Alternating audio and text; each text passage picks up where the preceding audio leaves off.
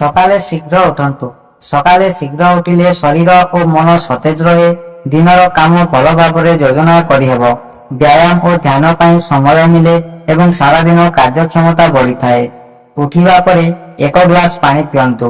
ସକାଳେ ଖାଲି ପେଟରେ 1 ଗ୍ଲାସ ପାଣି ପିଇଲେ ଶରୀରରେ ଜଳର ସନ୍ତୁଳନ ରହେ, ହଜମ ପ୍ରକ୍ରିୟା ଭଲ ହୁଏ, ଶରୀରର ଅନାବଶ୍ୟକ ପଦାର୍ଥ ବାହାରିବାରେ ସାହାଯ୍ୟ ମିଳେ ଏବଂ ଦିନଟି ସତେଜ ଭାବେ ଆରମ୍ଭ ହୁଏ। ପ୍ରତିଦିନ 30 ମିନିଟ ବ୍ୟାୟାମ କରନ୍ତୁ।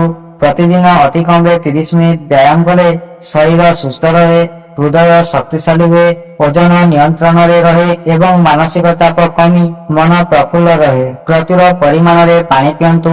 ଦିନକୁ ପର୍ଯ୍ୟାପ୍ତ ପରିମାଣରେ ପାଣି ପିଇଲେ ଶରୀର ସତେଜ ରହେ, ଚର୍ମ ସୁସ୍ଥ ରହେ, ହଜମ ଭଲ ହୁଏ ଏବଂ ଶରୀରର ଅନେକ କାର୍ଯ୍ୟ ସଠିକ ଭାବରେ ଚାଲିଥାଏ। ସବୁଜ ପନିପରିବା ଖାଆନ୍ତୁ। ସବୁଜ ପନିପରିବାରେ ଭିଟାମିନ, ଆଇରନ୍ ଓ ଅନ୍ୟାନ୍ୟ ପୋଷକ ତତ୍ତ୍ୱ ଭରପୁର ରହିଥାଏ।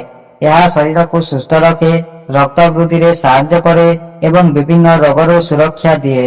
ଜଙ୍କ ଫୁଡ୍ କମ୍ ଖାଆନ୍ତୁ।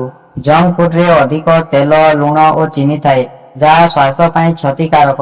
ଏହାକୁ କମ୍ ଖାଇଲେ ଓଜନ ନିୟନ୍ତ୍ରଣରେ ରହେ ଓ ହୃଦରୋଗ ଭଳି ସମସ୍ୟା କମିଥାଏ। ଅଧିକ ଲୁଣ ଖାଇବା କମାନ୍ତୁ। ଅଧିକ ଲୁଣ ଖାଇବା ଦ୍ୱାରା ଉଚ୍ଚ ରକ୍ତଚାପ ଓ ହୃଦରୋଗର ଆଶଙ୍କା ବଢ଼ିପାରେ। ଖାଦ୍ୟରେ ସୀମିତ ପରିମାଣର ଲୁଣ ବ୍ୟବହାର କରିବା ଏବଂ ପ୍ୟାକେଟ୍ ଖାଦ୍ୟ କମ୍ ଖାଇବା ଭଲ।